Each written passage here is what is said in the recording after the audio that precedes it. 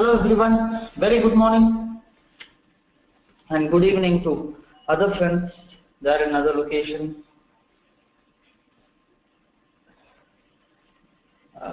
Good morning Sagar, Kalpana, Jayashri, Lopita, Lav, Shweta. Very good morning friends. Okay. Very good morning Samir.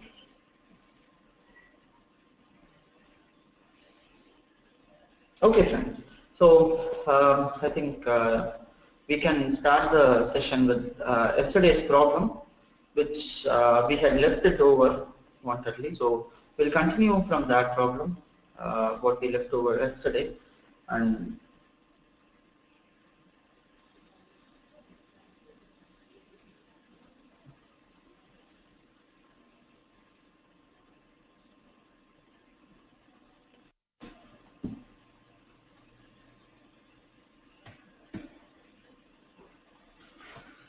okay friends, so this is going to be the last problem on our level of detail expression.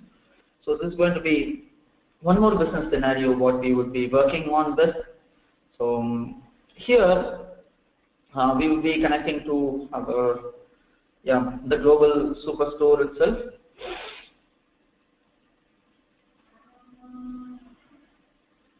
Okay, so this is under the module 8. We are going to see the problem number 3, I believe.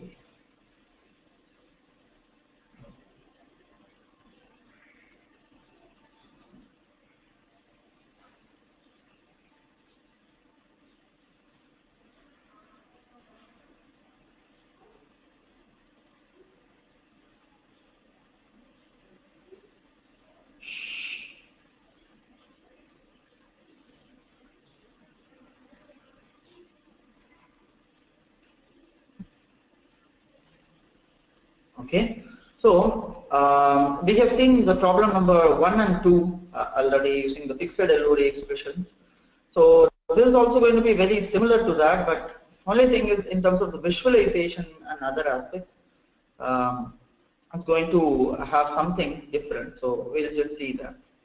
Okay, so the requirement here is, friends, our CEO wants to report comparing sales of all the category with another selected category. So how do I compare the sales of all categories to a selected category?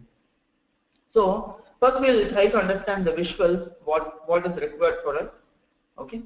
Then we will make use of, you tell me which LOD expression to use there. Okay. See, this is the visualization what we are getting here. See, what is the visualizations? I am selecting one particular category here. So as soon as I selected that particular category, my values are getting reduced. So whatever this category value is there, for all the other categories which are towards my left, and there I am scrolling my cursor, if you see, it is displaying something in negative. So what it is doing basically, it is basically subtracting the value of this with the value with its actual value. So what is its actual value? It is 456,723. So 456,723 minus this will give me minus 707,861.08. Similarly, for the next one, for this category, it is computing the difference between this value and this value. 638,582.09, and it is giving me minus 526,007. So here, this is what the visualization that we are supposed to get. Okay, so this is the visualization we are supposed to get. However, for this, to get this visualization, friends, so we are going to take on the category, and based on this category we are going to see the difference from the selected category and the sum of sales. So two items we are going to see. There are two measures here.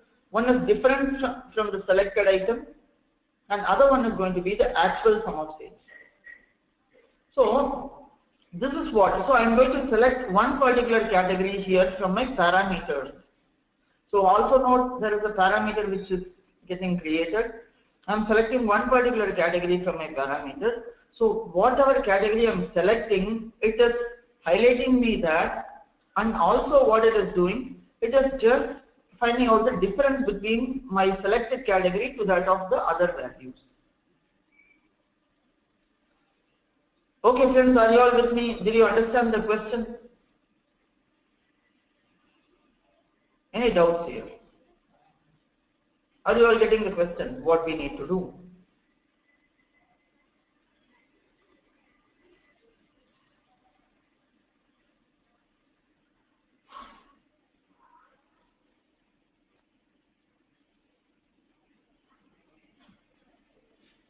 Okay. Okay friends. So if you are all understanding it well, then it's well and good. So Kanya, how about you? Are you getting it? But why are the other products showing negative? We are not considering that. Okay. So Sagar, here the problem is, see, the question is basically on this part. See here, this particular thing which is there, I am just selecting this particular category. When I am selecting this particular category, I am able to get the difference between this category to that of all other categories, what I am able to see over there.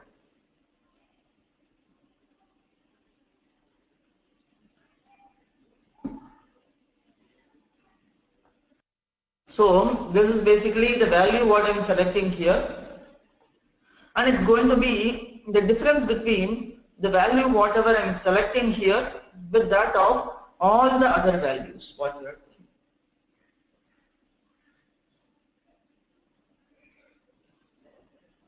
Okay, so that's why the values are coming and showing in negative all other values.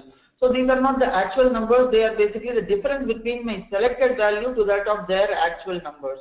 So that is why it is showing us difference from the selected.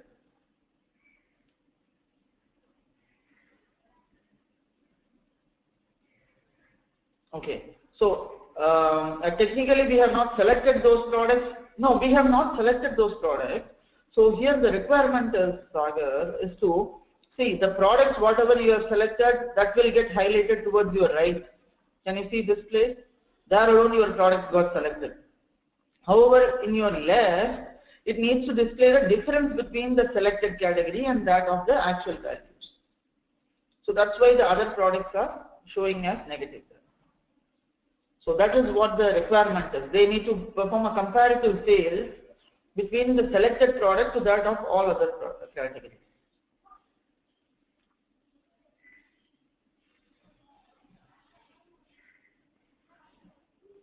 Okay. Okay.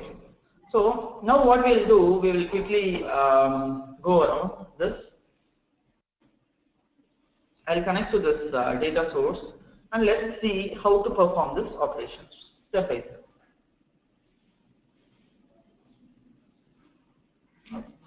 So the first thing here, friends, what we are supposed to do is, we are supposed to take the sales of a category with another selected category. Okay. So first, I'm going to create a parameter here. Okay. So I'm going to create a parameter based on a category. See, carefully see how I'm doing that. I'm taking this category here. It's not a category, it's actually subcategory what they have taken. So I'm just taking the subcategory here. So I'm going to the subcategory, right clicking here and create a parameter based on the subcategory. See what is happening here, friends. As and when I do that subcategory parameter, by default my data type is determined. By default my current value is going to be accessories that is getting selected, and I'm getting all the items which are there within that subcategory as a list of items there. So I'm just getting it as a list. This is what the advantage of right clicking a field and then creating a parameter. Rather than creating a parameter directly from this drop down, right-clicking a field and then creating a parameter. This is what the advantage is. So automatically the values which are present within that parameter gets as a list. No, the parameter is on subcategory, friends. The reason is that they have mentioned it as category. However, we don't have all those values in category field there. We have it in subcategory.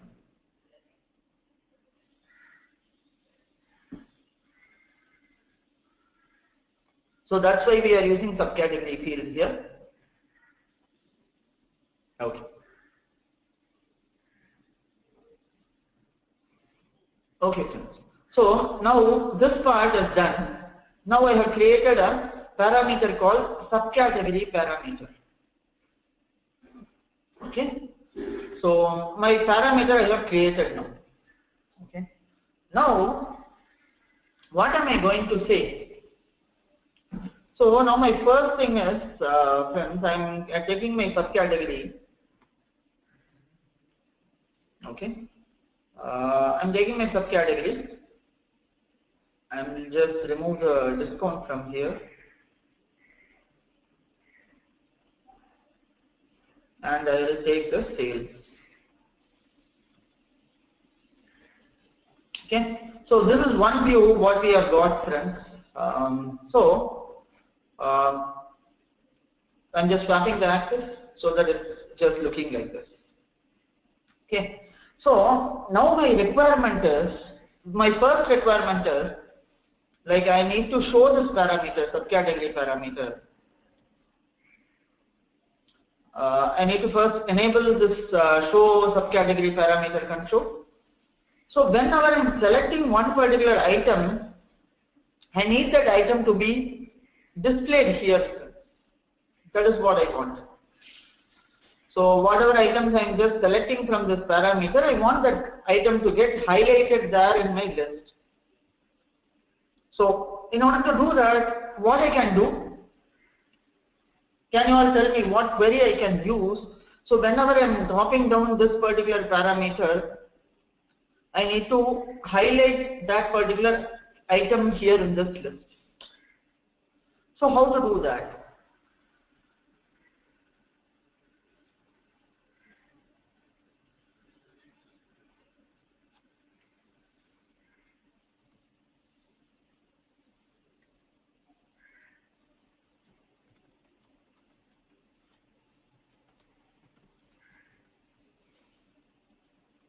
So how to enable that? Okay. Okay. Yeah, we can use the LOD part the later, friends. But before using this, so if I'm just Samir is saying we can drop it in the filter shell. But if I'm dropping it in the filter, what will happen, friends? I'm taking this parameter and dropping it in the filter. First of all, when I'm trying to do this particular operation, can you see, it's not allowing me to do that. Because a parameter itself is going to be a dynamic filter, then why I need to use that as a filter again. So how to enable a parameter, friends? We have seen this already. You need to tell me the answer. You have seen this already? Okay, we can drop it in rows. No, if I'm taking the subcategory parameter, whatever I created, see here, I can just drop it like this. So it will just list me the items there, but this doesn't solve my requirement. So what I can do?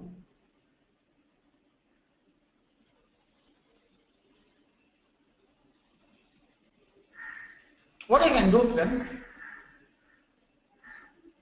I need to capture my selection, whatever I'm making here. And based on the selection, whatever I'm making here, I need to enable something there. Do you understand my question? This is a very, very important requirement, friends. When you are using Tableau, your business users might ask you certain questions like this. Like I wanted to pass on some parameters to my report. I would like to use my report more interactive way. So that point of time you should be in a position to answer this. We know that. What is that we need to create here? You tell me. We all know what is the answer for this.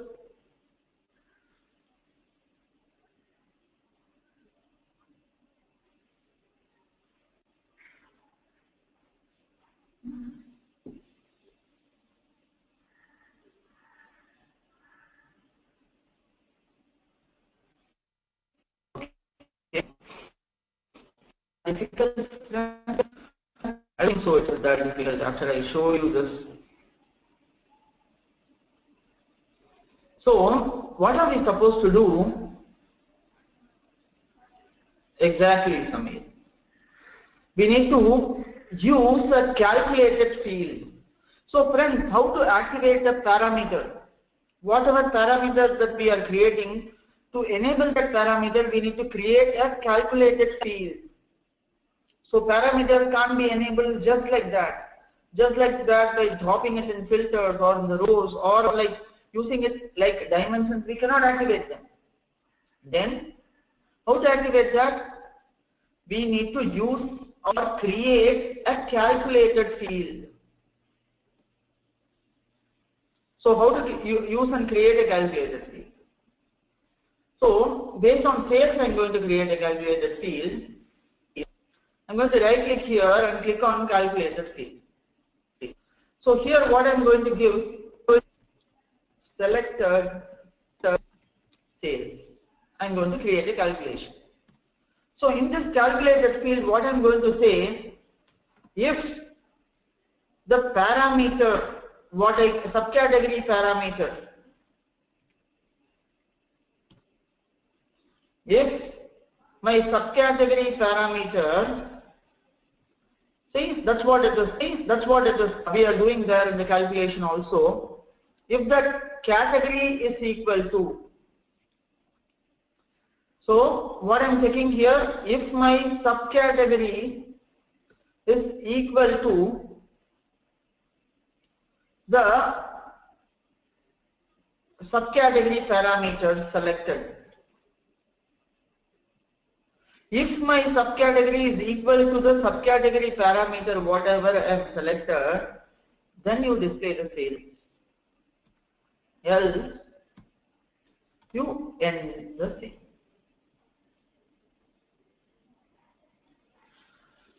Are you getting me, friends? I need to first highlight and show that for the selected sales. So I need to, for the selected sales, I need to show and display something here for the selected sales. In my column shelf, see here, now what is happening? I have two views. Whatever view I am showing, that value alone is getting highlighted. Bookcases means bookcases is getting highlighted. Whatever items I am selecting, that item is getting selected automatically. So this is the query, friends. I will give you this. You have a look at this, so then you can implement it. So this is very, very important part of creating interactivity. It is sales, Samir. Sales or automatically sum of sales, it is going to aggregate that value, so it doesn't make much difference here. So we'll use sales or sum of sales. No.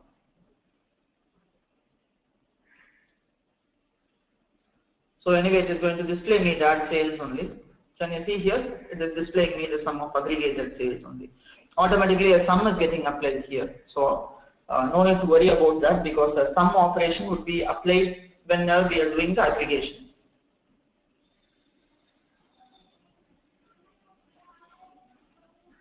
Are you all getting this, friends? Are you all getting this? Everyone? Jayashri, Kanya, Lokita, Samir, Manikandan. Do we have Manikandan, Shantini? Shantini, okay. So this is how we can enable a parameter. Yeah, okay, Sagar, that's great.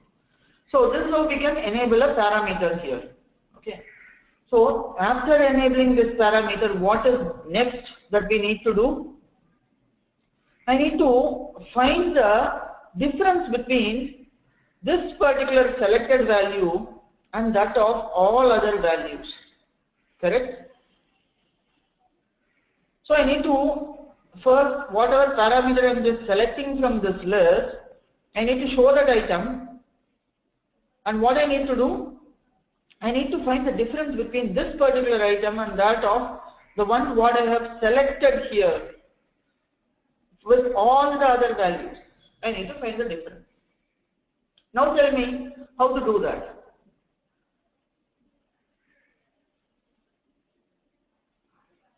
So I'm just control clicking on subcategory and dropping it in colors to make it colorful. Okay. Okay. Now you tell me, friends, how to find the difference between this particular value to that of all the other values which are there in the list. How we can do that?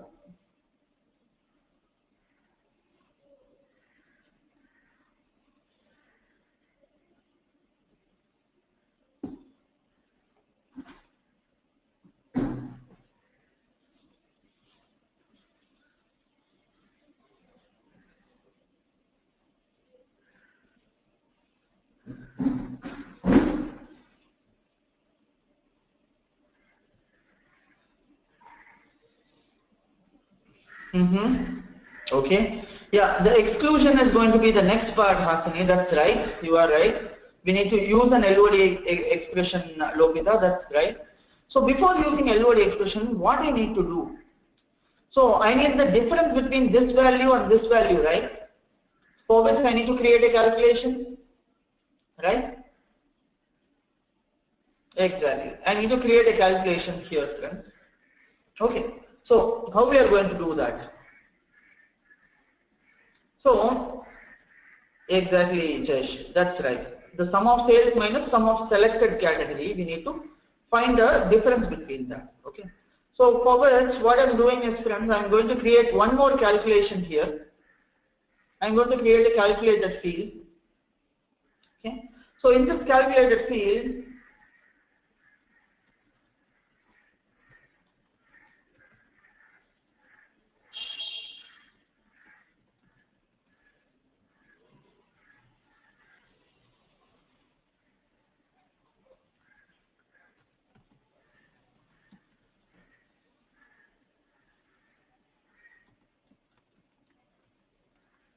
so I'm just giving this name, difference between the selected and the sales category.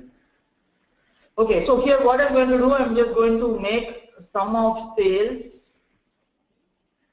minus sum of selected sales. So I'm going to get the difference between the sum of sales and sum of selected sales. Two things I'm going to use here. Okay. So after I'm doing this, I got this calculation created somewhere here.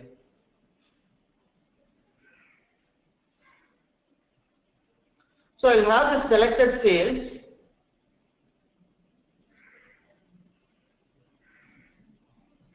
Okay. Now let me add one more field. Difference between my sum of sales and sum of selected sales. See here, friends, I am selecting fasteners. For fasteners alone, this value is getting subtracted. Because the query what I have returned is very static here. It is just going for that cell level alone, and then it is finding out the difference. However, I don't need this. What I require? I need this value to be subtracted from all the values which are there in my list. I don't want this alone to be seen here.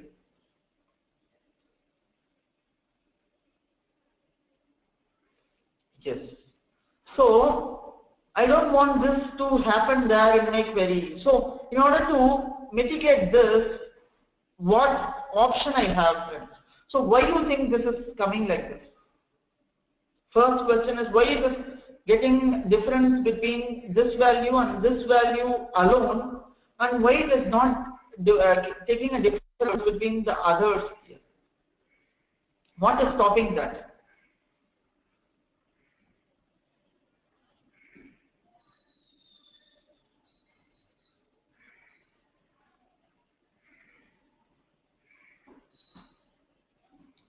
What do you think is stopping that from getting displayed?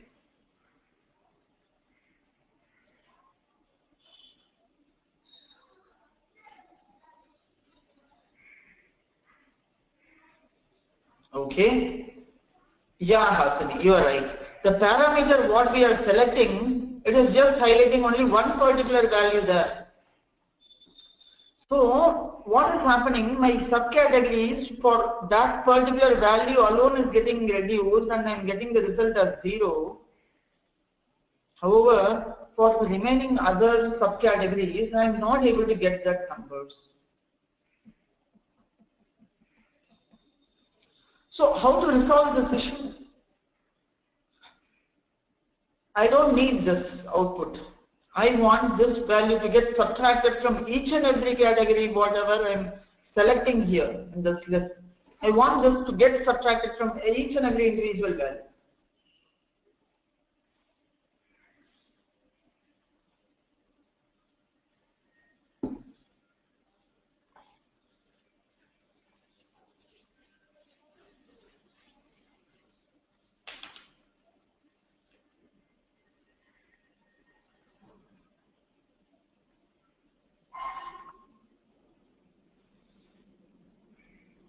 Okay. So what we can use is here, friends. Yeah, Lopita is saying you can use exclude the value with LOD exclude here. Okay. You'll see how to do that. Okay.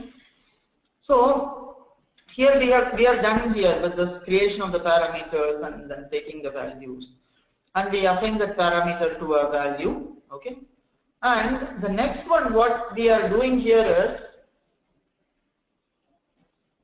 see here, they are excluding the category, sales of selected category. Here this is what, the exclude LOD expression can be used to propagate the sales from all selected categories across all categories. This would make it easy to compare the sales of each category to the selected category.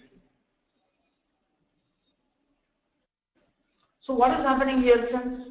So prior to I compute this particular thing, I need to find this particular value. That is, I need to use an exclude LOD expression here, which basically excludes the excludes all other categories from this comparison. Okay. First, I need to do that, and then I need to find the difference between sum of selected to that of the list of all excluded categories.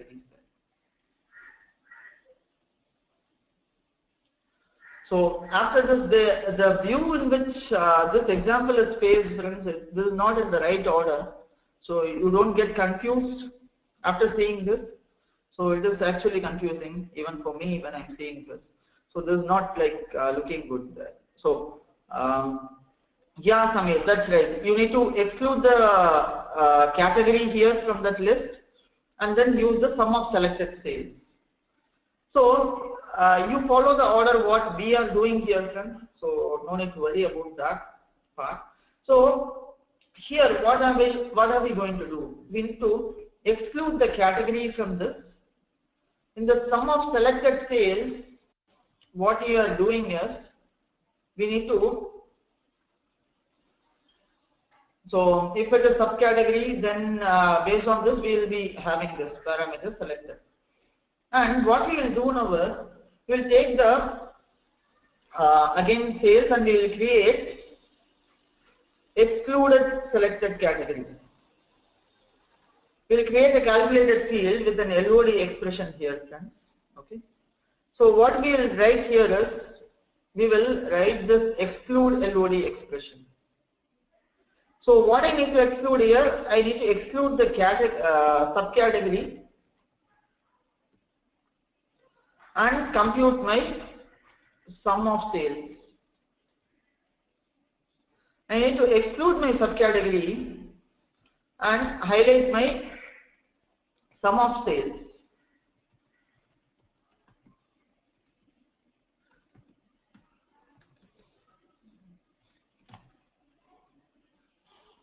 Exclude category, I just return an LOD expression. So after I am writing this LOD expression, we see what is happening here. So what this is going to help me out, friends, so we'll just see that. For now I am just removing the remaining things in order to not confuse you further. Okay.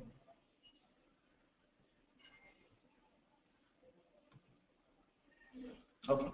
See here, I'm going to select one particular category here. So I'm just highlighting that. So I just selected the fasteners here. So can you see what is happening here, friends? When I'm excluding this particular value, what is the result that I'm getting? Can you see that? It is giving a number 12,642,502. So 12,642,502.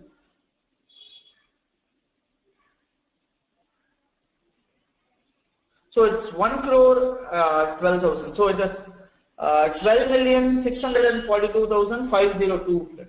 Okay. So this is what the numbers I'm getting, and the same numbers is getting reflected across all the subcategories. Why that is there? Because when I'm excluding, there is only one item here in this list. I have excluded this also, so it will be showing my overall sales here. That is the sum of all the categories from starting until end. It is going to show me the sum of all the categories from start to end. So this is why we need to use this exclude LOD expression here. So from start until the end of this, it is basically going to take all the values and it is adding up all those results and getting replicated.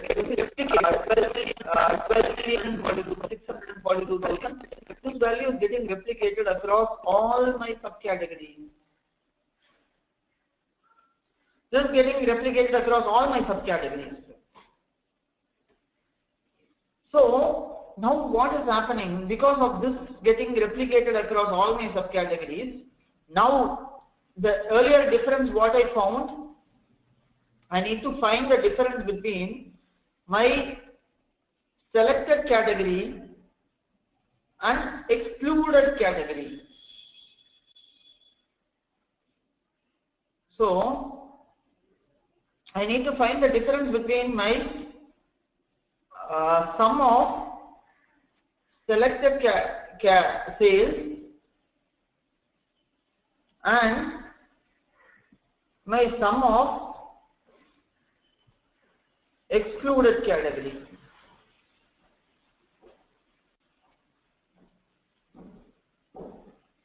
So now I'll just remove this excluded category from this list for a while, and we will add the difference between the sum of this and that.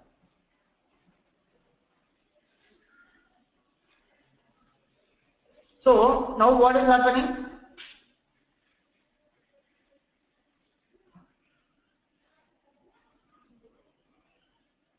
See, it is just showing me the difference between this value and that of the value whatever I am selecting over there. So it is just displaying nulls for all other values.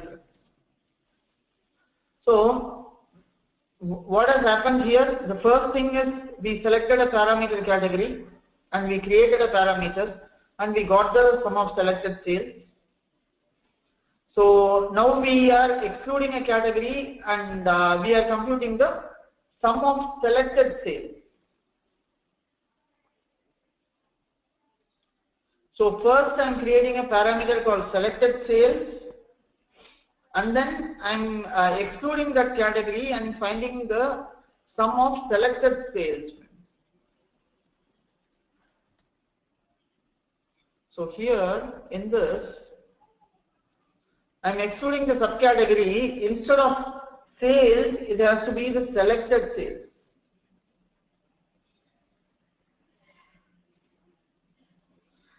So it has to be the selected sales value. Now can you see? That's why now it is coming as 0 for now whenever I am selecting that particular category value. So whatever value I am selecting, I am just seeing that particular value getting highlighted, and now it's becoming as 0 here. So it has to be the selected sales minus this value, friends. Okay. So whatever value I am selecting this, from that it needs to reduce the selected sales value. Okay. So this is done now. So now we are getting this results for whatever results that we are able to see, we are able to get this result now. Okay. So now sales of so this is going to be the view there. Okay. Now what we need to do is the next thing. So now we need to find the difference between the sum of sales. So with that of the previous parameter what we have created, that is sales of selected category, which has this exclude LOD expression. So for us we have it in this. So we need to find the difference between the sales and that of the one which is excluded here. So if you are seeing this sum of selected sales,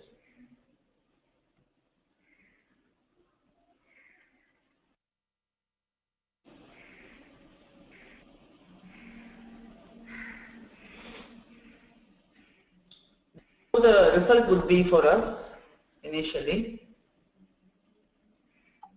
Okay. So this is going to be the total sum here, friends. So whatever sum that we are seeing here is going to be the total sum there. Let me clear some cache here.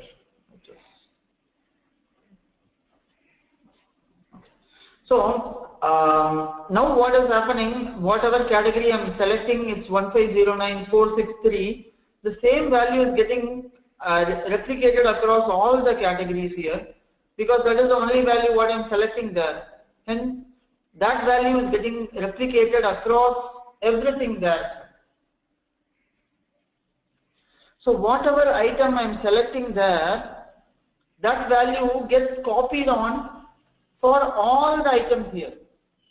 Are you able to see? Whatever item I am selecting over here in this selected subcategories, that values are getting copied across all items. Okay. So now we need to find the difference between this particular value and this particular value. Now when we are computing the difference between this sales and excluded category sales, now we will be able to get the desired results what we wanted. Okay. So I think most of you would not have got this. I am going to explain that to you again once again, friends.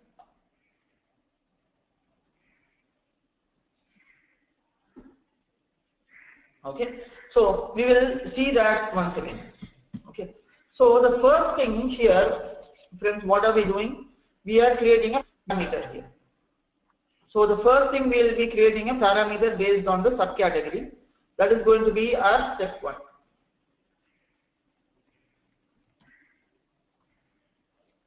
These are the steps. Create a parameter based on subcategory. Okay. This is going to be a step 1. Second, create a calculated fields for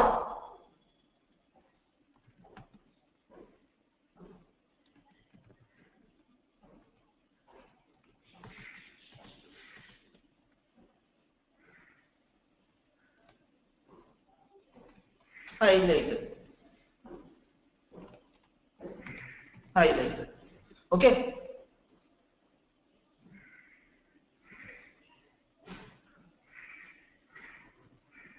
Highlighted. Okay. So this is the first step, friends. What we are going to do. First, you create a parameter and associate that parameter with a calculation here. That is going to be my first step. So what is that calculation? What I created, that is going to be this selected sales calculation. Okay. So this is for just creating the selected sales part alone. Now this is done. This would be my first step for doing this comparative sales. And my third step here would be to create this level of detail expression. So why level of detail expression?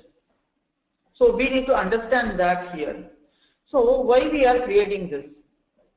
See here, friends, instead of exclude here, if I am just saying sum of selected sales alone. So assume that instead of using this particular LOD expression, I am using this selected sales value alone. Means what is happening? You see, I have just dragged and dropped it here. So what is happening here? It is just selecting the sales of that particular value alone there, and it is just highlighting me that particular value alone. However, it is not subtracting this value from all other values. The reason is because my parameter has only one value that is selected. So I need to show it to the user that as I'm selecting only one parameter, my background, it needs to compute the difference between this value and all other values. If I am directly applying a difference between this value and this value, you see the difference what we got. This is what the result we would have got. So sum of selected sales and excluded. So instead of this, exclude category. So sum of selected minus of the sales if I am getting. Instead of getting excluded category, I am just using sales. You assume that. Instead of the selected category, I am using the sales. Now you see what my result will be after I create this calculation. And you see here, friends, you are just getting 0 only for this particular whatever I have selected alone. However, it is not the difference for all other values. The reason is the view is getting selected only one. The reason because of this view we have subcategory, it is computing for that particular row only. So here what is my requirement? I need to, whenever I am selecting a value, I need to replicate the same value across all my subcategories and then find the difference. See, when I am doing this particular part, I am just getting it as 0, friends. Friends, are you all getting this? Sagar, Kalpana, everyone? Okay, is my voice breaking, friends?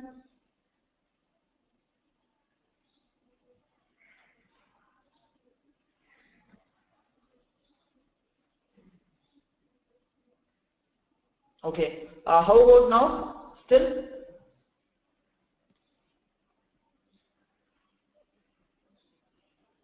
Okay, now it is fine.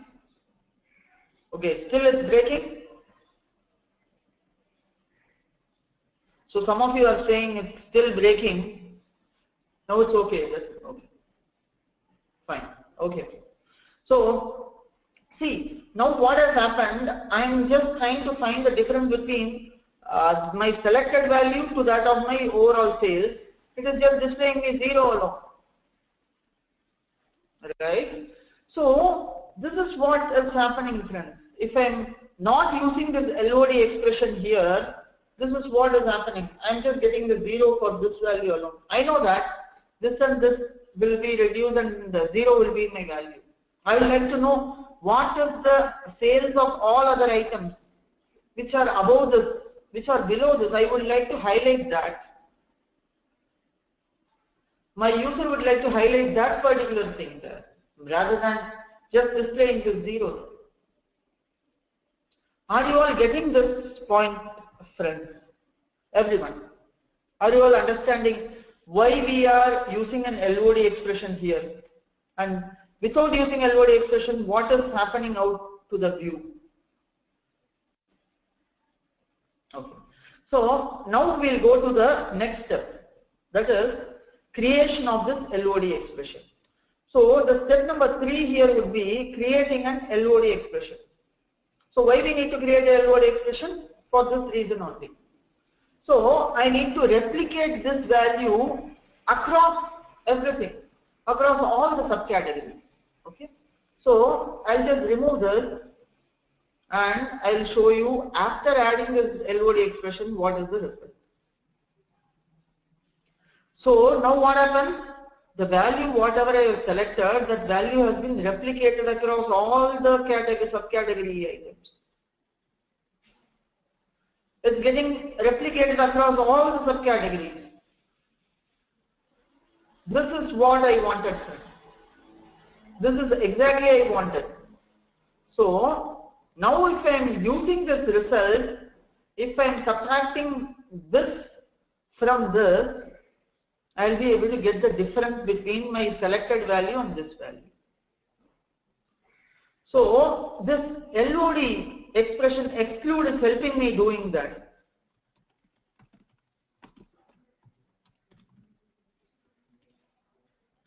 So this LOD expression exclude is helping me out in doing the replication of the values.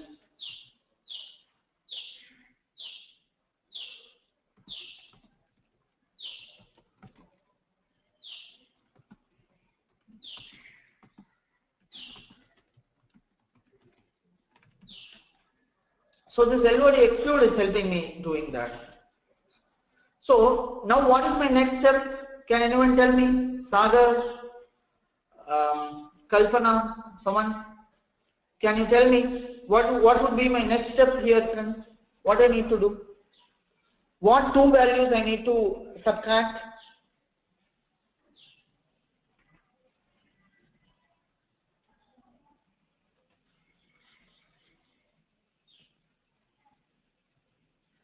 Yes, I need to create a calculated value, that's right. So what is my next step, friends? I need to find the difference between my excluded category and sum of sales, right? So exactly, that's right, Samir. So we need to find the difference between the excluded category and that of my sum of sales. I need to find the difference between these two. That would be my next step.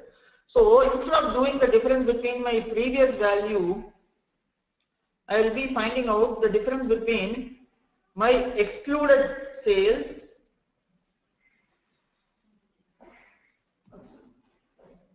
excluded category with that of my sum of sales. This I will be finding out the difference between this and this. Okay. Now I am clicking on OK. I don't need this excluded category in my view anymore, friends. Okay. I am just removing it from the view. Now, when I am getting the difference there, I don't need the sales also here.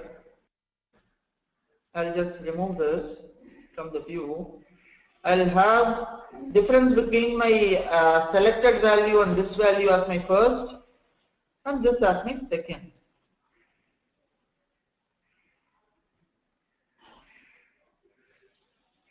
Yes, that's right. So here, friends, the fourth step, the final step here is going to be this. Whenever I am selecting any of the items or categories from this list, do you see? So these are all the categories which are above performing than this particular accessories, and these many categories are below that. So these many items are below furnishing in terms of sales, and these many items are above that. So what are those categories?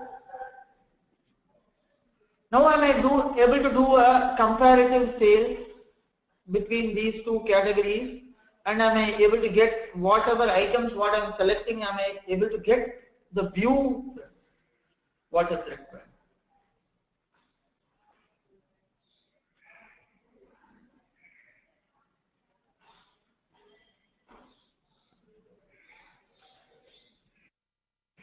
So that would be my final step here.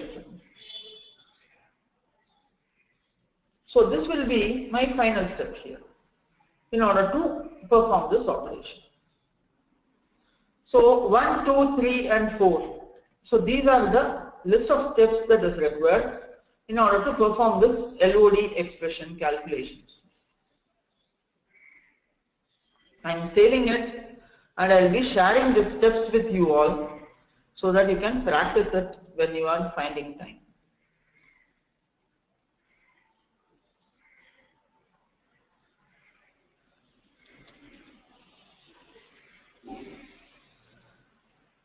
Any questions here, friends?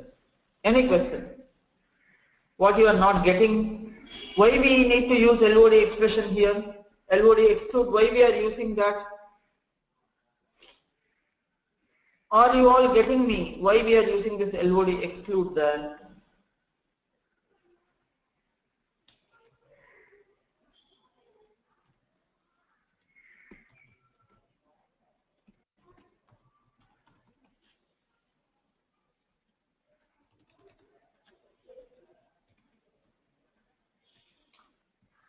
Are you all fine with this, friends? Now, so I'm just sharing all these steps with you so that you can have a look. Okay, Jayashri is fine. How about others? Are you all getting this, friends? These are the steps that we need to follow. Kalpana is fine. Lokita is fine.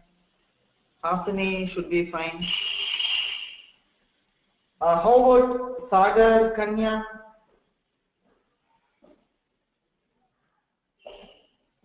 Prajakti is fine. Okay. Samir. So how about you, Sagar? Are you getting this? What is happening there? Yeah. So here are the steps for this, Sagar. So don't worry. This is not this first time when we are saying it would be difficult for us to see, but as you practice it, as I always say, that should be easy for you as we move on and on. Okay. So don't worry about this.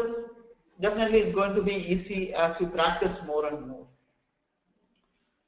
So one important thing that is required to know here is in terms of LOD.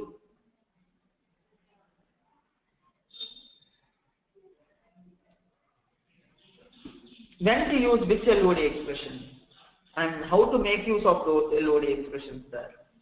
So that is one thing that we all should know always. Okay.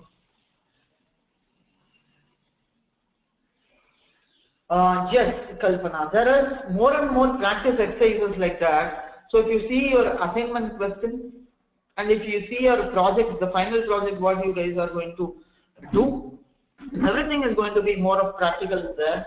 So, and it's going to be more and more of problem solving.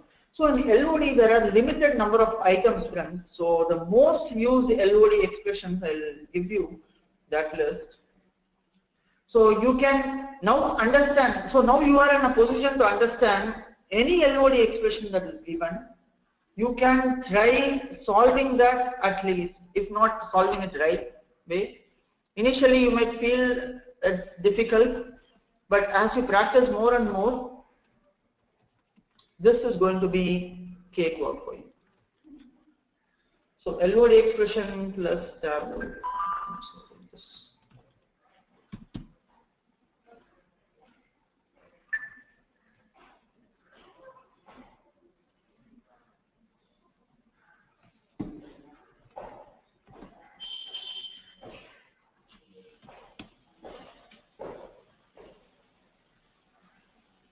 So I'm going to share you 15 LOD expressions for Tableau software. So here there is a list of all LOD expressions, friends. I want you all to see this list first and work out on the examples with this list. So the examples, whatever we have it written here, so don't worry about that. So whatever things that we are having, we'll just make use of this examples here. Okay, don't worry. So this is what the LOD expressions, what we are having.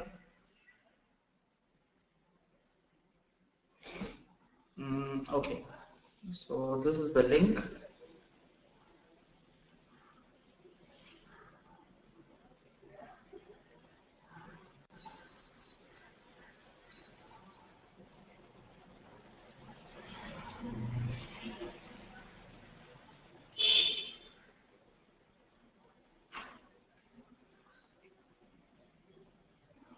Okay, so this is somehow not getting copied because of some problem.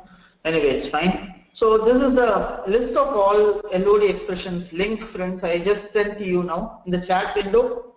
You have a look at all these LOD expressions and let me know.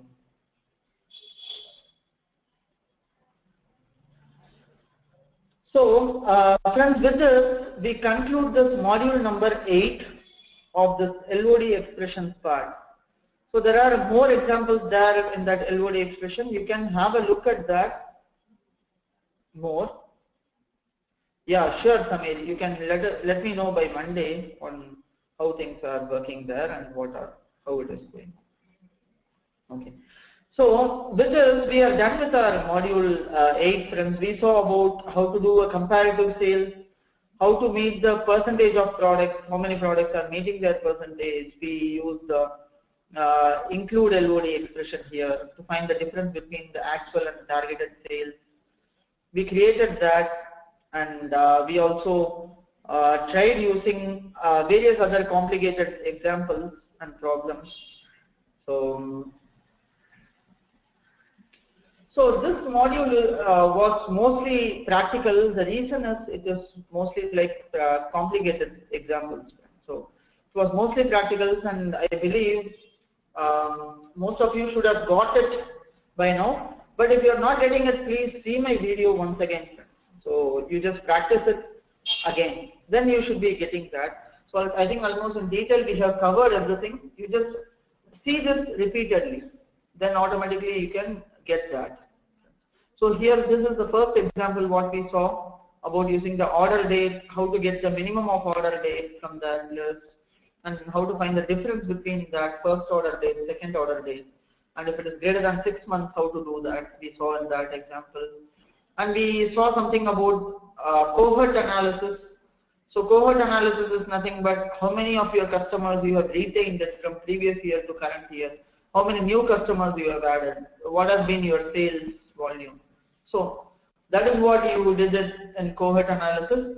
And there are 2 assignment questions for you. What is daily trend of total customer acquisition by market? What is the total number of customers acquired per market by day? That is your first question. Second one is this. It is like finding out a cohort analysis, and you will be using a global superstore for this. So you please practice these assignment questions. So I think after that, and then you will be done with that LOD. You should be thorough with that LOD expression and calculation. So here we conclude the module number 8 of this training session.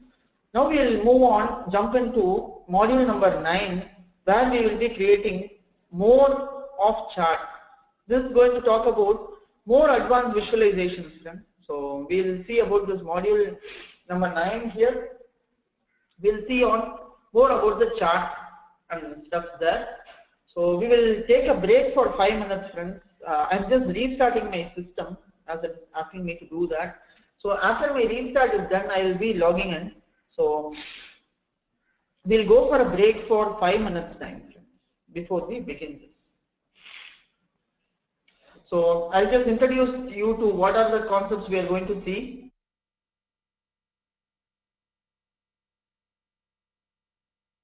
Okay, so these are the items that we are going to see in this module.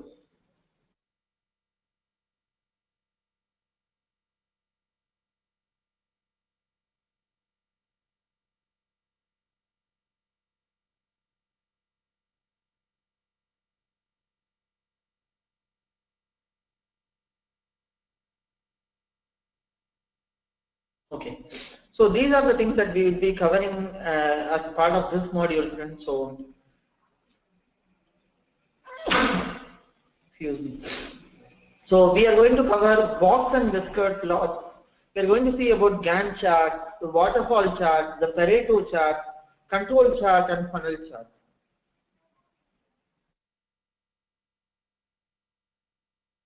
So all these are like advanced charting options, friends. Whatever we'll try to cover whatever things that we can cover it by today, and we'll cover the remaining on the next class.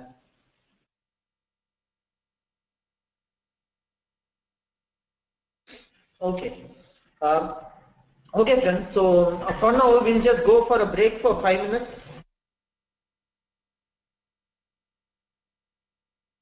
We'll just come back after a break, friends. Okay.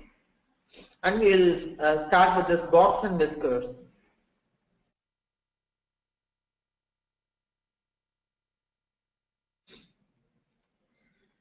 Okay, friends. We'll just go for a break now. See you.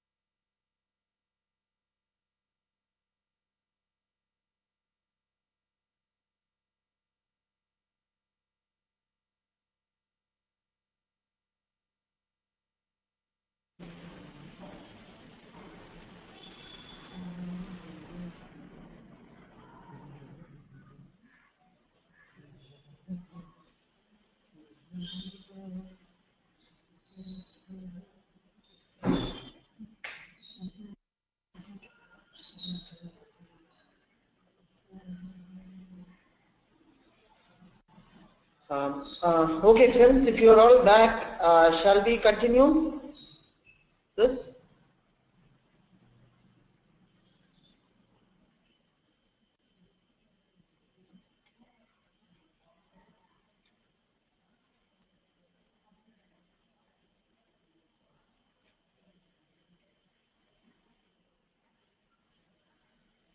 Oh, okay, friends. So now, as a part of this module, we are going to see some advanced charts here. So one we would be what we make use is the box and whisker plot. So how many of you have seen this box and whisker plots, friends?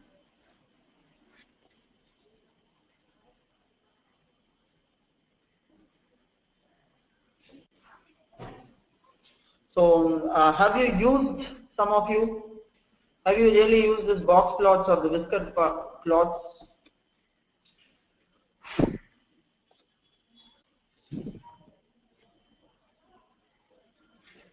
Okay, I believe no one. Okay, no issues.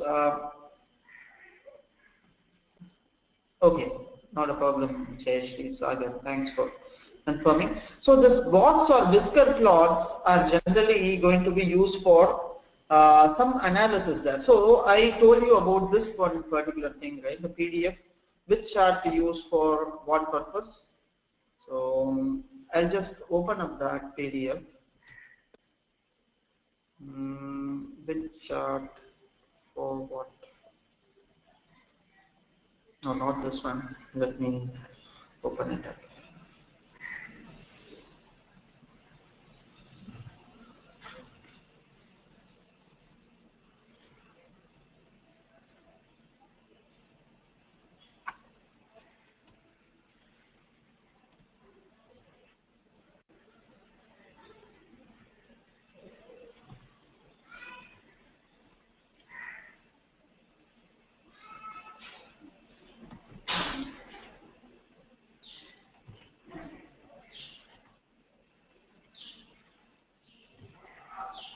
Yeah.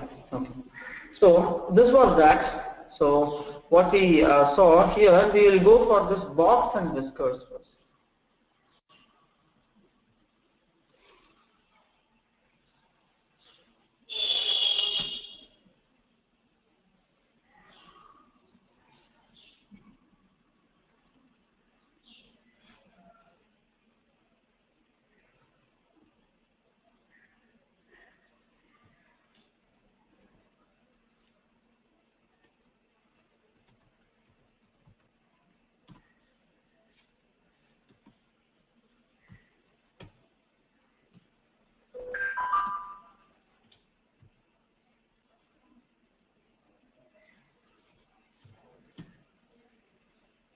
Okay. So here you see, friends. So this is going to be the real-time usage of this chart. So box and whisker plots are an important way to show the distributions of data. So whenever a distribution is there, so what is the distribution, friends? You must have heard about something called normal distribution. And whenever there is a large amount of sample data which is there, out of that sample, you would like to categorize that sample into various parts. And generally in statistics, what we do is, we generally make use of this box plots and this whisker plots to show some important data. So for example, when there are like 100 million records, it is not possible for a statistician or a data scientist to sit and see all 100,000 records and validate that for error-free nature. So what we do generally is, we generally categorize that data into distributions. So out of the distribution, we take a sample of that data. We will not consider everything. Instead, we take a sample of the data, and with that sample of the data, we will be making use of that sample, and we will be finding out, like, okay, what is happening there? So why this particular trend is there? How it is looking in various other places? So that would be the general idea for using the whiskers plots. So here if you see, comparing the sales prices of homes on various cities, can you see here? So this is the 2-week comparisons of home sales here, friends.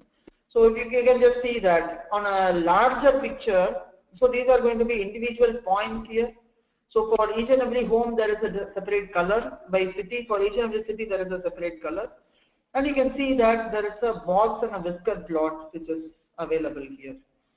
So generally this box and whisker plots, what they are going to suggest is, okay. So there are a few things in a box or whiskers what we will be discussing. So we have something called, they are divided into something called quartiles. So the quartile is something like kind of a median of that point is found. For example, this would be the median of the data. So this particular point would be a median of this data, and this would be our first quartile. This would be a second quartile. This would be the third quartile, and all the other data would be above this quartile. So if you see, the whisker basically starts from the lowest point till that of the maximum. So it is saying these are the values which are outliers. Outliers mean the values are not within the distribution and they are outside the distribution. So there are extreme values. Those values are generally negated from our analysis.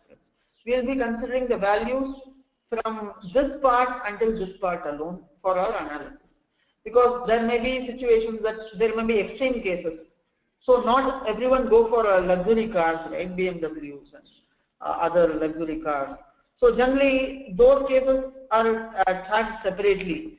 But when we are generally considering population of India, maximum number of cars that would be produced is in the medium budget segment, maybe in a Maruti Suzuki, or in that kind of segments most of the number of cars would be produced. So that's what it is. So similarly in terms of the home sales also, the pricing of these are too high. Not all people can afford to buy these. So our sample population is going to range from 0 until this particular level. So that's what this whisker is basically going to help us identify. Okay. So generally it is helping us to show the distribution of data. Okay. So which contains like median kind, say there is something called first and third quartile. So generally the range of this whisker is, there is something called interquartile range. So what we talk about is something called interquartile range, which is going to be the difference between your first quartile and third quartile. So between your first and third, what is the difference between that? That will be your general range of your data. So that is some quick introduction on the whisker plot, friends. But however, this is a nice example to see on how the home sales are looking across each and every player. So we'll have a look at this later. So maybe you can have a check. I'll just share you the link for this so that you can make use of it. Okay. So now coming to our example on how to create a whisker and box plot. How to make use of that. First we'll create an example there. So I told you about an upper quartile and a lower extreme. So this is basically called the box. This is the box, friend. So within this box, this part we call them as lower quartile and this part we call them as upper quartile. The difference between your upper quartile and lower quartile will give you the interquartile range. That will give you the range of most of your values are present. And this is like the lower extreme and this is the higher extreme. So how these values are calculated? It is basically 1.5 times that of the interquartile range. So first we find the difference between the upper extreme and upper quartile and lower quartile, and 1.5 times of that will give me this entire range. So 1.5 times of that interquartile range is going to be basically my upper extreme there. Okay. So this is what we do. So box indicates the middle 50% of the data. So this is going to be the median of the data. So where most of your data is going to be, the first half of your data is going to be from here to here. Second half is going to range from here to here. So that's what this box plot is saying to us. Okay. So here is a question, friends. Can you all try creating a box plot for me? Find the discount of each region broken down by the segment. So find the discount of each region broken down by its segment. How would you do that?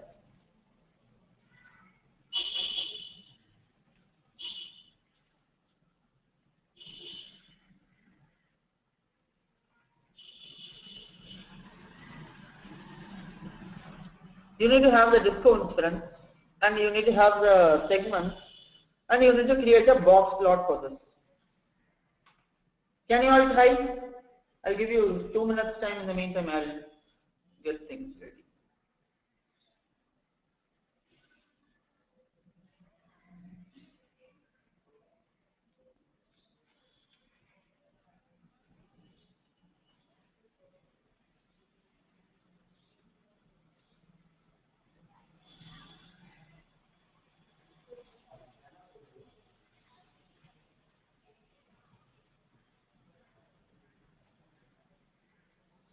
Okay.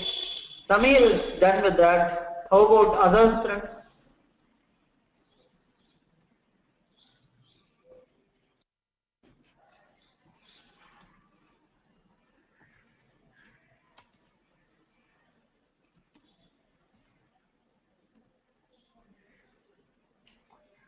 Okay. Sagar is done. That's great. So you are all doing a box and a whisker plot, right, friends? Okay. Asani is done. How about you, Kanya and others? Kalpana?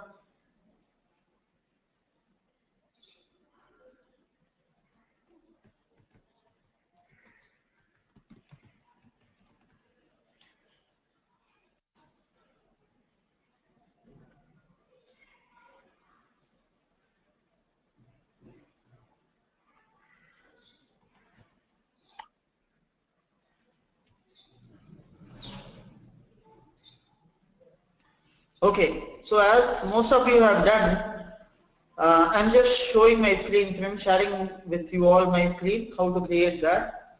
So for this example, I'm using our sample superstore, that is the superstore data. So instead of global superstore, I'm just using our sample superstore. So I've used the Excel source here, data source sample, MT1 data set.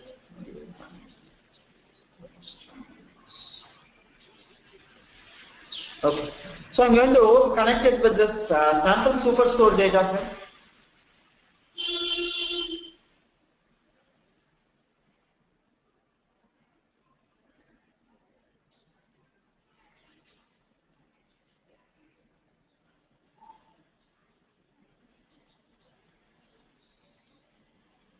I'm going to take this ordered table, drop it here, and we'll go to worksheet number 2. Okay.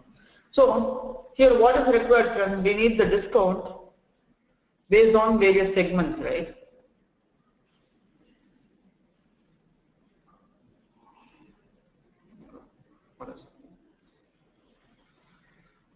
So this connection, okay, one moment. Yeah. Okay, this is going to be the discount, and what is required? Broken down by region and segment. Discount for each region and segment we require. I'm going to take the region and I'm going to take the segment here. So based on segment and region, I would like to see the discount percentage that is offered for each and every region. So I would like to represent that in a form of a box plot. Can you see here? Box and whisker plot that is getting enabled by default. So it is saying for box and whisker at least one dimension or one disaggregate should be there. Okay. So what is the requirement here, then? So you must have got this data. See here, one requirement for a box or whisker is use at least one dimension or disaggregate. What is it saying? Here, when seeing with box or whisker strength, it's generally we need to see the data not with aggregation, we need to disaggregate the data. So why we need to disaggregate the data? The main purpose of disaggregation is to see a various point of distribution, how your data set is there. For this, if my data is aggregated, I will not get an exact picture of the data. For example, if you see, my box and whiskers are plotted here. Can you see this is my lower whisker, this is my upper, and my box, everything is in, it is looking like a perfect graph there. But however, I will not aggregate it, instead I will disaggregate the same. Now you see what happens.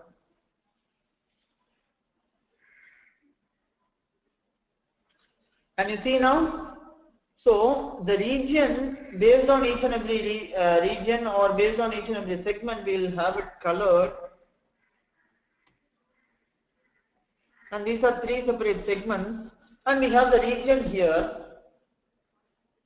And can you see? Can you all disaggregate your data frames? And let me know after you are disaggregating the data. So can you see here, this is what, here is my median data. So if my median is 0.200, the median discount, what I have offered is 0.2, and my upper hinge here is going to be my upper quartile. So that is quartile 3, and it is 0.2, and the lower hinge is 0. So that's what it is. Like my median and my upper quartile both are one and the same here. So here this is like upper whisker is this. So which indicates my median and my upper quartile are basically on the same lines here. So that's what I'm able to see that through this example, where my median and my upper quartile are one and the same. So which means the data is looking like this. So similarly, using this, what I can conclude, friends. So I can say like these are all the items which are within my discount. So it's basically giving me some numbers here. You see, it is saying my median is 0.2. So for this region, for this consumer segment, my median discount what I have given is 0.2. That still remains the same for all the regions there. So it's almost like equally distributed among. So across various segments, my discount has been distributed equally. So instead of now, what I will do, I will take the segment in detail and bring the region in columns. So now we will see how, based on each and every region, how my discount is varying. This is the other way to look at, friends. You see now what is your median? Now my median is going to be 0.2. My upper quartile is going to be 0.3 and lower is 0. So here basically most of my records are between this and this, my upper quartile and lower quartile, and my average discount given in this particular region is going to be something close to 0.2. So that where my median is there, that would be my average discount like 0.2, and in this region the same. The median, I haven't given much of discount in this region.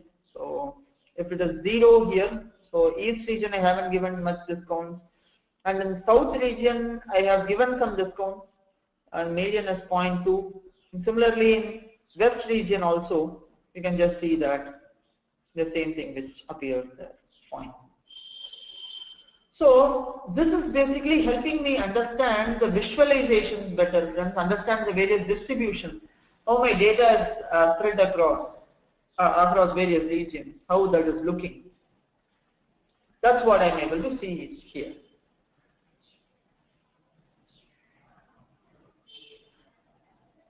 This is going to be my normal plot. So this measure of sum, I just need to do a disaggregation here. I'll be unchecking the aggregate, and after I do that aggregation, and I'm going to bring both the segment and region to this particular segment by color, and I'll be bringing both the segment and region to the same view. Now let's see how that is there. So this is what it is, friends. So based on various segments, based on various regions within the segment, how that is getting categorized. we are able to see a nice distribution coming out here with all the values. You will be able to see that. So generally, when this would be used, friends? See, after considering this distribution, friends, there are various modeling that we need to do there in statistics. Before concluding certain things, I need to come out with various models like regression model, the forecasting model, and other things.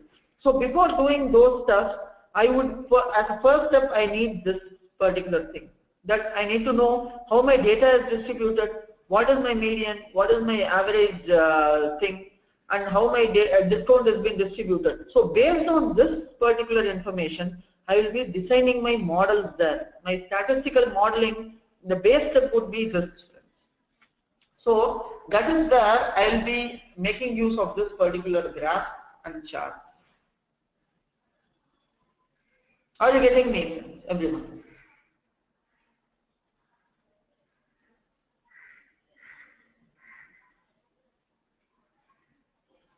Are you all getting me, friends? Are you all getting this view at your end also? So this is pretty much simple, but just to understand that there are more complicated things after we see. This is like a first level of understanding of a distribution. So after that, there are various models we need to create, and there are various parameters we need to check, for which we require other advanced statistical tools such as SAS or R or SPSS or Python. We require some advanced analysis tools for creating the model. Okay. So this is what we saw now, friends, on this Whisker plots. So now after doing this, we will be able to get a Whiskers like this. And you can actually edit this particular Whisker plot just by clicking here. You can just edit the Whiskers. So you can just click on edit this. So after you click on edit, you can basically change. See here, the Whisker extends data within 1.5 times the IQR. Here the IQR is interquartile range. I can basically change the Whisker plot type here. I can just set the color. Different colors I can give. I can make use of different colors for my Whiskers and box plots. I can change the colors and shapes as that is required. So I can have the borders here added, and the Whiskers lines I can add, and I can just add a line something like this, and for a Whisker, and for the other things maybe a thicker shade of this line, just to make things look even better. So this is a part of reference lines, and what we created sometime before. So you'll be able to see that numbers here. You can enable the text here just to see on the points whatever you wanted to see, or only the Whiskers points you would like to see. You can just have a look at those as well. So the other beautifications you can do it here.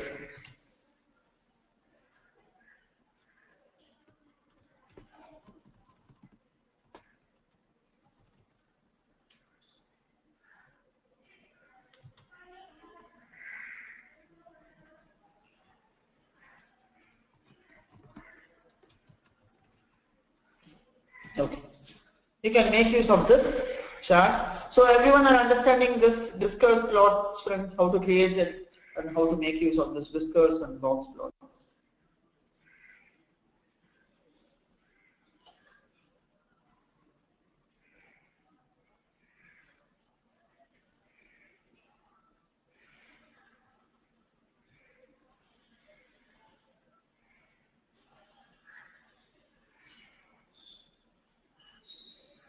Okay. So Sagar is having a question. How would you know which map to use when? It's up to us or it's industry driven? Okay. So Sagar, if you have seen with my experience, I would say, see in terms of mapping features, most of them prefer the default maps what we use in Tableau, Sagar. So if your customers are like very much particular about certain things, in that case, you might have to create something on dynamic maps wherein you might have to enter the values dynamically, where we enter the latitude, longitude, that information we might have to give. So in most of the scenarios, they prefer going with the map if they are very much particular. If your company is very much particular on a mapping and this color, they generally give you a service provider, the web mapping service, what we get with all the geocoded information, and everything will be available readily there. You just need to consume that WMS service by adding a new mapping service, what we get. In a similar fashion, you can use that. So in most of the scenarios, most of them use generally the Tableau mapping. However, in certain cases, they prefer doing it their own mappings also. Yes, yes, exactly. So what they need, exactly. So how they need to represent the data and what information that they require. So what is their requirement? So it depends on that further. So what is their requirement? Based on that, they either have their own maps or they generally use the default maps which is given there if they don't want to use anything specific.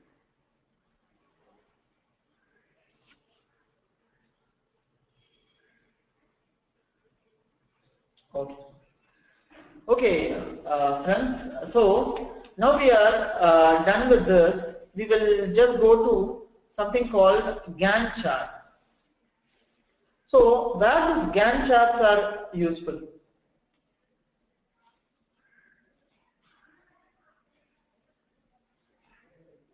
So where these Gantt charts are useful? So if you see the appearance and look of this Gantt charts, friends, Gantt charts are generally used for project management purpose. So can you see here? We have the number of days for a work to get completed. So what is the various phases? This is like a design phase, this is the development phase, and this is the testing phase, and this is the UAT phase, and finally it is execution phase. So in a project life cycle, or it can be any of the work what we are doing, we can display the data in a form of a Gantt bar.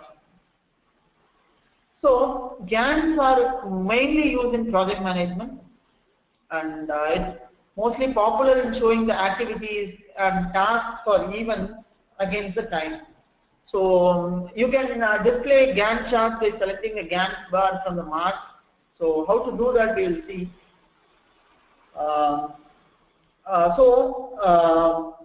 One unique thing about the Gantt bars is the length of every mark. The mark what we are seeing, the length of this mark is proportional to the measure placed on the size mark card, whatever you are placing, that measure is proportional to that particular size. So that is one thing we need to note. So the size of these Gantts and bars, if you see, that is proportional to that size there. I think we have a data set specific for this, module number 9. We have a data set for this, module 9 data set.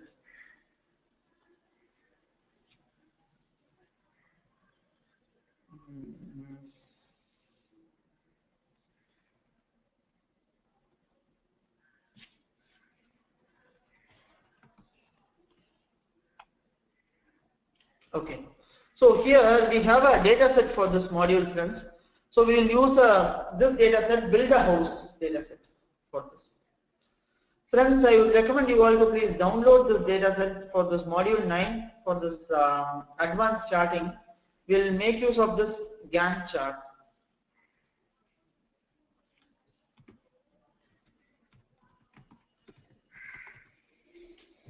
So for this Gantt chart, friends, I am going to use a new data source. So it's going to be a new data source. What we would be using it is an Excel data source, and you can all download it from our module 9 data set.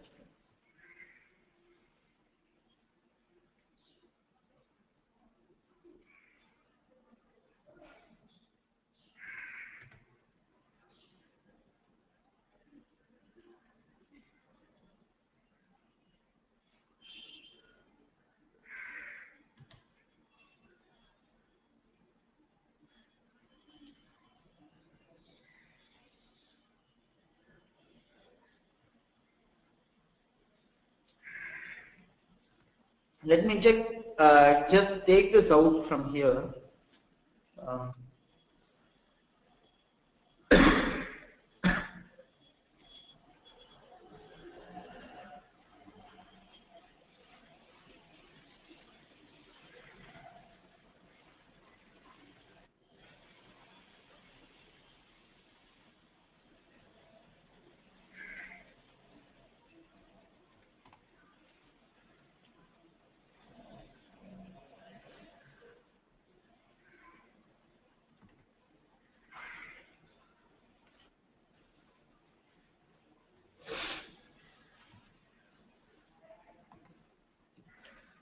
just placing it here, friends.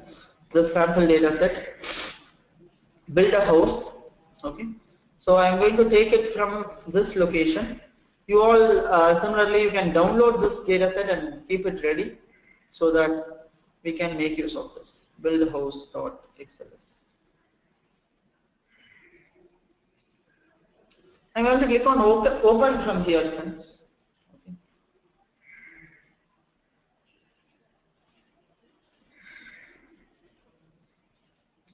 So this is what I'm having. I'm having a category, start date, and the duration. So within this data set, I have three things, friends. One would be my category, next is my start date, and next is going to be my duration of this project. So three items I'm having.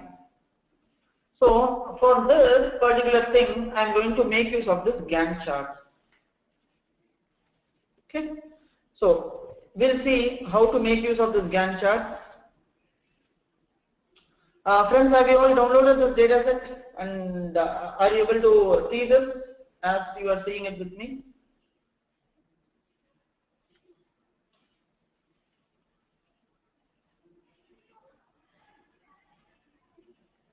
Okay. So, okay, sir. Thank you, sir. So, friends, now what we'll do is we will take this Gantt chart and we'll take this category, friends. We'll just place the category here and we will place the duration there in the columns. So, sum of durations, let me place it in the column. Okay. And I'm going to basically, based on the start date, I'm going to give it as colors. So each and every bar is showing it in a different color view there. So basically, I have taken these fields, friends. Sum of duration and category I have taken. Start date in color.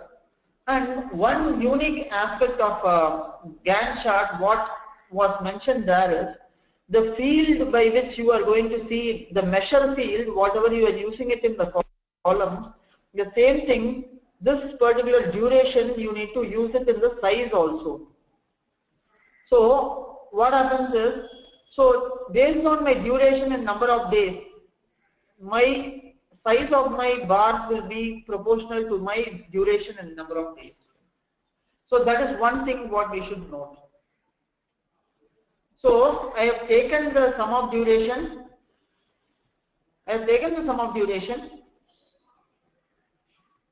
And I'm just dropping it in the sizing of this bar.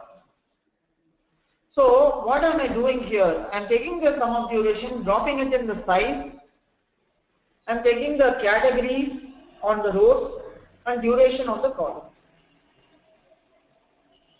So this is what I'm doing.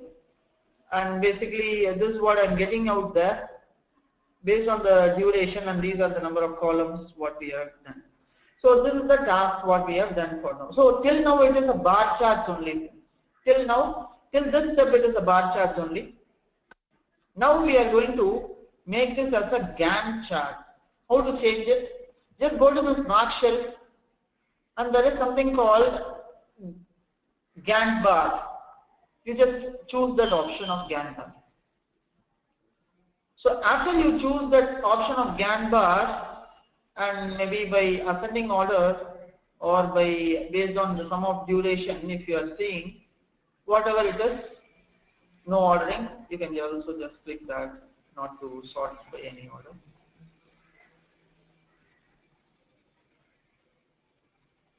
Descending order, no sort. Okay. So this is what I'm getting there, friends. Can you see now? So based on this, I'm able to see like how long each and every activity is going to take for us. So how long each and every activity is going to get executed and stuff like that. So you just need to change the type to Gantt bar and automatically your bar chart gets converted as Gantt chart. Okay. So after you are getting this visualization, you can just place it in some order so that we are getting that particular order there. So you can either make it in ascending order based on or you can just, you know to sort it, right? You know to sort it based on a particular field. So based on the start date, you just sort it, right click here and sort it based on the start date. So you just from ascending order you give based on the field you select here. Field is going to be the start date, count of start date, or basically the minimum of start date. So I'm just saying apply here and clicking on OK. So this is what, based on my start date, my sorting order comes. First, foundation of a house will take 10 days. Next would be the roof will take 10 days, and then the wall, and then the window, the electric, the plumbing, the flooring, the painting. So this is the order of execution of that task. So what is the number of days? It will take 10 days. That is, when it is starting on 1/6/2016, and when this is starting on 20/6/2016, and when this is starting on 12/6/2016. So can you see now, you are able to get a nice Gantt bars and showing us the various phases of this activity, when it will start, when it will end, like that.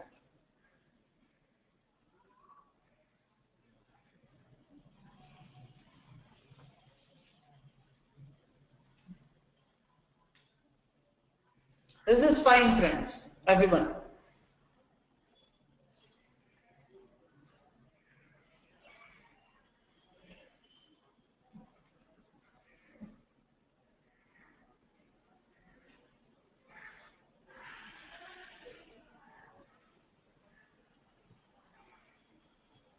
Okay, hope you are all getting this Gantt chart, friends.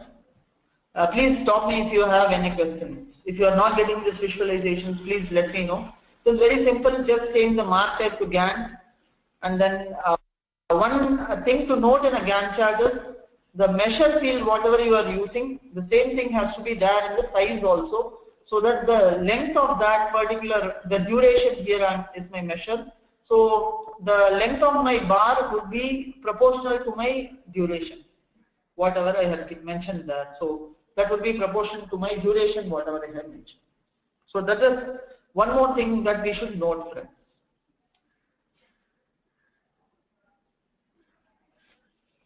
Okay, is this fine, everyone? We'll move on to the next chart here, friends. Next chart type, what we are going to see here is going to be a waterfall chart.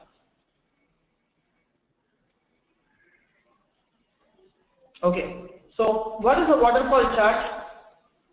So this waterfall chart is nothing but is going to be showing us the running total of a particular measure. So for a running total, what we need to use? We need to use table calculation, right, for a running total. To display a running total, we need to make use of something called table calculations there. So that's how we use the running total for that. Okay. So we make use of something called table calculation, and we make use of running total there.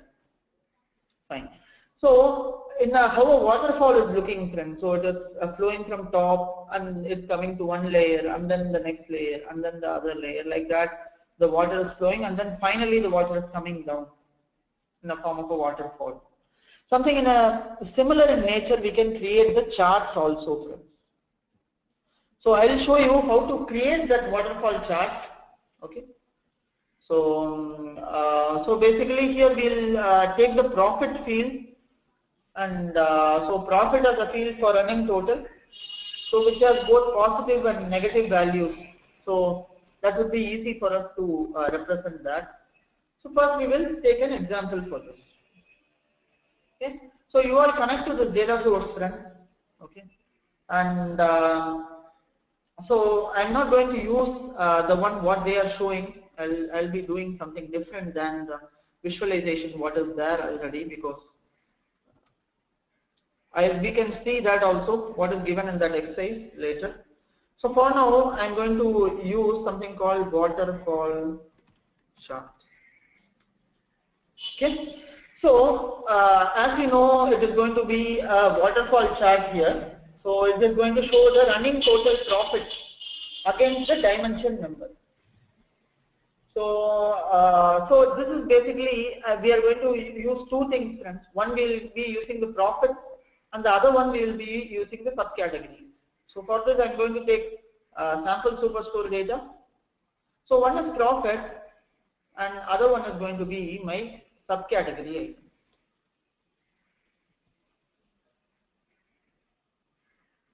Okay.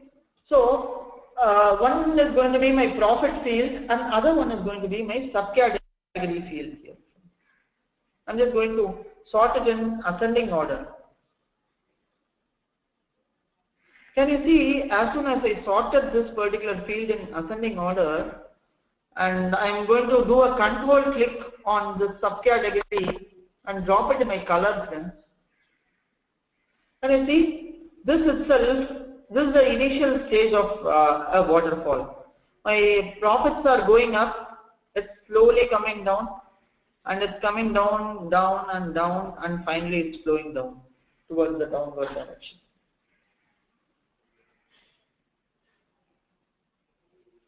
So, in order to make it even more better looking, friends, in terms of looking like a waterfall kind of appearance and look, so what we can do this is we are going to create a table calculation for this profit.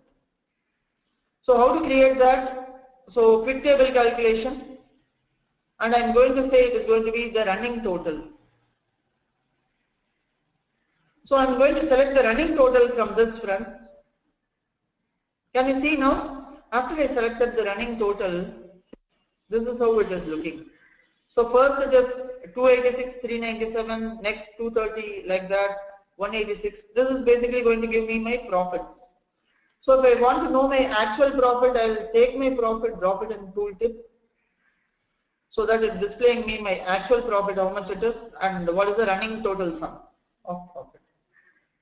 Okay, so this is my first step, what I will be doing. And here also I am supposed to change the mark type, friends. Here I need to change the mark type as Gantt bar. Can you see now? What has happened? So as soon as I change this mark type as Gantt bar, my chart has been changed totally now.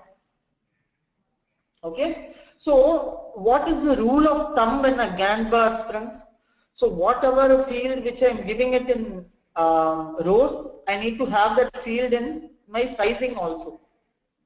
So that is one important rule of thumb in whenever you are using Gantt bar, friends. So the field whatever you are using in the measures, the same thing you should be adding it to the size as well. So here I am going to do a small twist here. See, I am going to create a calculated field here. I am going to create a calculated field for negative profit. So I will tell you why I am going to create a negative profit here. See, what is happening here, friends? I need to extend this Gantt bar from here till here. So for this, if I am adding a positive profit there, it might not extend that towards that direction. So what I am doing, you just carefully observe this, I am taking it in the size and dropping it in the profit size. Can you see now? As soon as I drop my negative sum of profit there, my Gantt bars got extended towards this direction.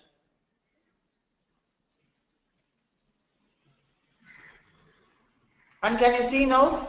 My overall sum of profit is this much. So now from tooltip I will remove this negative profit so that I don't want this to be displayed. This for just a small visualization perspective, I created this negative profit.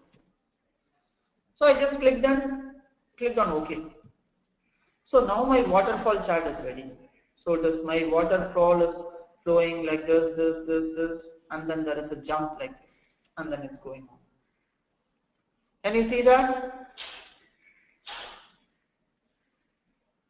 So profit is negative here. So the running total sum is also negative there. You can just see that.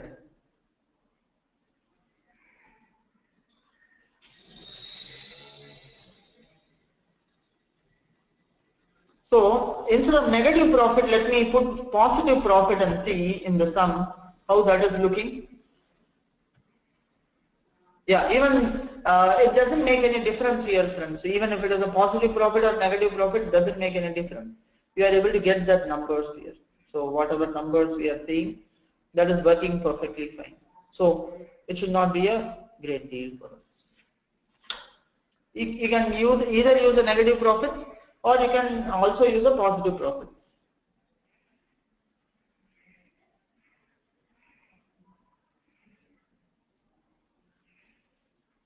So, and one more thing I need to do here, friends. I have given the colors by subcategory. Instead of colors by subcategory, I'm going to give the colors based on my profit. So based on my profit, my color I'm changing. I'm just editing the colors and I'm changing the colors to a stepped one. Stepped colors, I'm just changing to 5 stepped colors. So maybe I'll since it's a profit, I'm making it as green red diverging. Red green diverging is there. I'm just clicking on apply. Okay. So after I'm doing this, I'm just changing this analysis. From this analysis, I'm just selecting show grand total. From this analysis, I'm just selecting the totals.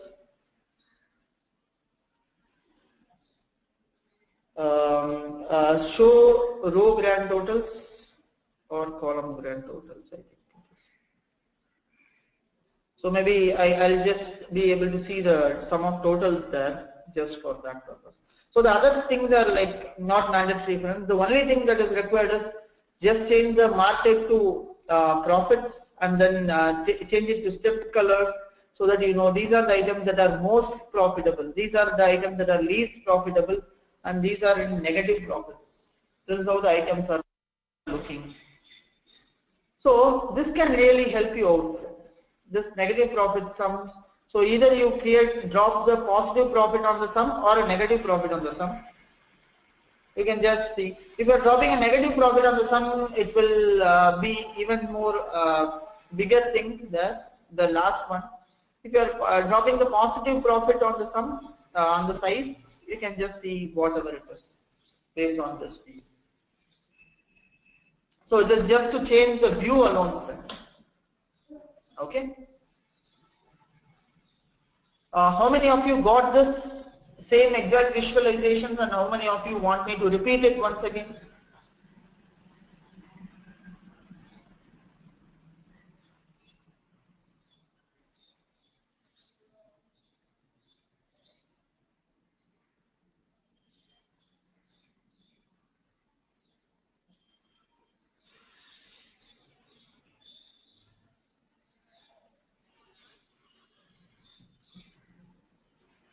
Sure, no problem. Sagar, that negative profit formula, it is just nothing but it is just to see my visualization in a different way. I just created that formula, but that is not mandatory, Sagar. But even without that, also I'm getting the exact visualization. So I just put a negative symbol before my profit. Okay. So I'm just going to repeat the steps once again, friends. Okay, I'm just clearing off the sheet. So I'll just repeat the steps once again. You can have that. Okay, rest is fine for you. Okay. So maybe I think some of us wanted to see that again. See, we'll take first subcategory, friends. Okay, and we will take the sales. The profit. We'll take the subcategory and we'll take the profit. So after we take the subcategory and the profits, I'm just ordering it in the ascending sum and just swapping the axis so that my chart is looking something like this. This itself is looking like a waterfall. Okay, but in order to make it even more better, what I will do is I'm just going to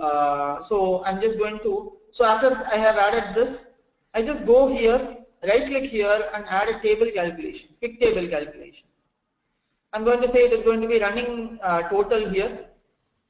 So why I'm making the running total is I wanted to know what are all my most profitable items, what are the least profitable items, what are the items which are somewhat profitable. So in order to do that, what I'm doing, I'm taking my profit in colors. I'm putting my profit in colors. I'm just editing the colors and making the colors as step colors from red until green, the 5 step colors. So that's what I'm making it. So now my colors are done. Okay. Now what I'll do, I'm just going to change the mark type here.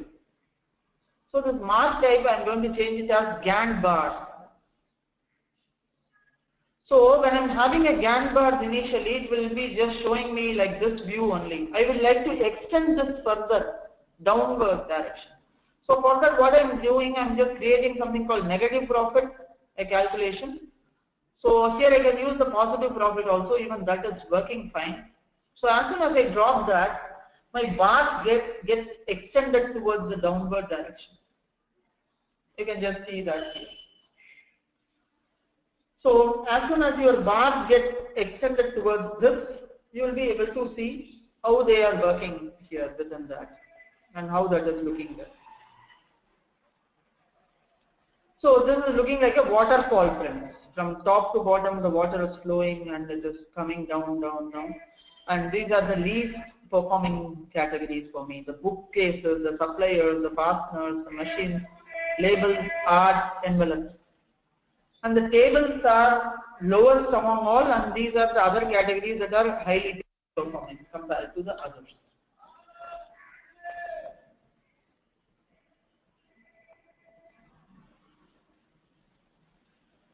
Is this clear for everyone, friends? Are you all clear with this?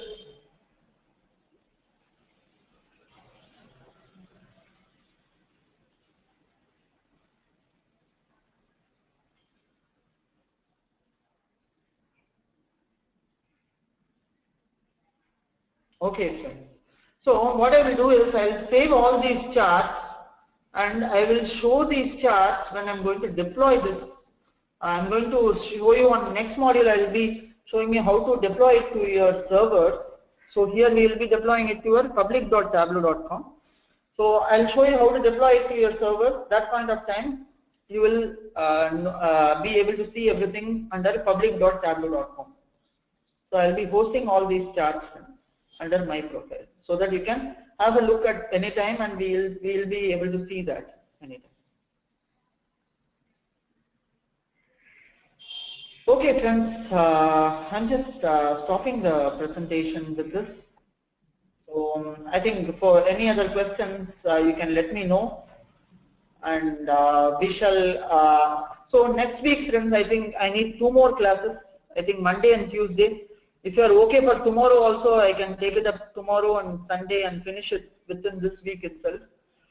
If you are not okay for tomorrow, day after, we'll have 2 more classes to be done on Monday and Tuesday.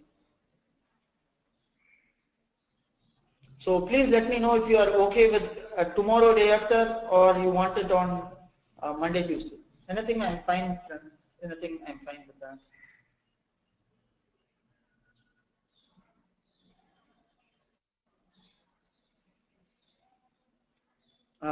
Monday, Tuesday, as most of you wanted on Monday and Tuesday. So busy this weekend, no problem, friends. Not an issue. So we will have it on Monday, Tuesday. Okay. No worries, friends. So if we are working this, then it should be fine. Okay. I'll schedule 2 more classes on Monday and Tuesday, friends. So please revisit all these concepts and try doing your assignments again. So I'm repeating that again and again, friends, because that is going to help you out more. Okay. Okay, friends. Then so I'm just we'll call it a day, and we'll stop it till now. So we all shall continue again the next class.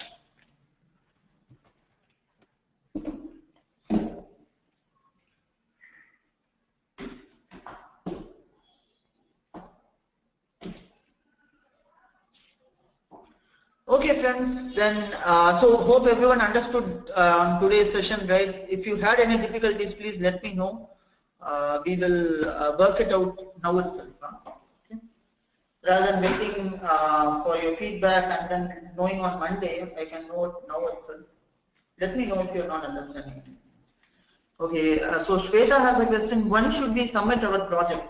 Okay, so Shweta, after our classes are done, okay, we will be given 2 weeks time. So within that 2 weeks time, you need to submit your project. So that is the time when you need to activate your Tableau license. So I'll let you know on that. So that is the time when we need to activate your Tableau license.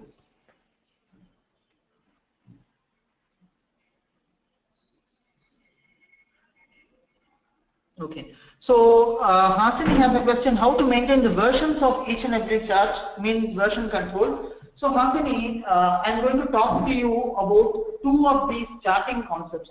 So one would be like something called, after we are deploying this chart to the server, we can do versioning there only. In the server, there will be, by default, Tableau is providing us the version controls there. So whenever you are deploying this project to the server, that point of time only we can do the versioning of the project. So till then we will not be able to do. So first I will tell you the deployment, then the versioning comes there. Is that fine? Okay. So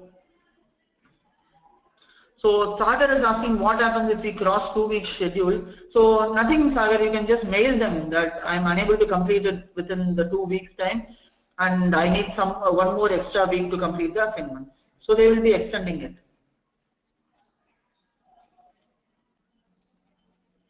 That's not a big deal. Yeah, Shantini, Monday and Tuesday the same time, Shantini. Yeah, IST time. That is from India time 7 to 9 in the morning, the same time.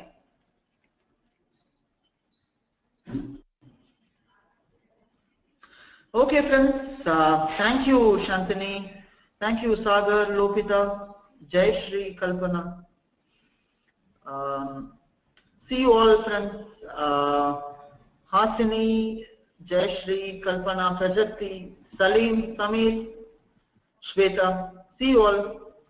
Let's all catch up again on Monday. You all have a great weekend. Enjoy. So let's catch up again on Monday. Okay, you missed some of the initial part of today's session. No issues, Shantini. We were discussing about the LOD examples. You please follow it up with the recordings. That should help you.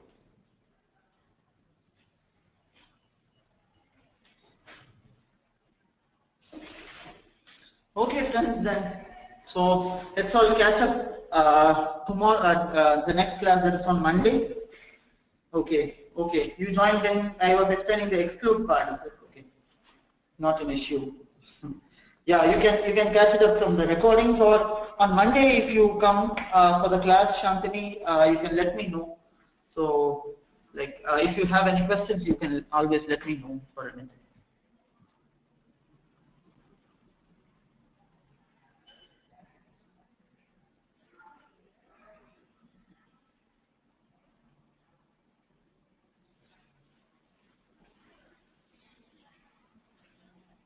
Oh, okay, not a problem, Shantini. So since we are starting it by 7, so I just didn't wait for everyone to join because not sure if everyone are joining there. So that's why I didn't wait. So not a big deal, Shantini. For any questions, you please come back to me. We'll always have it answered. Okay? Don't worry about that.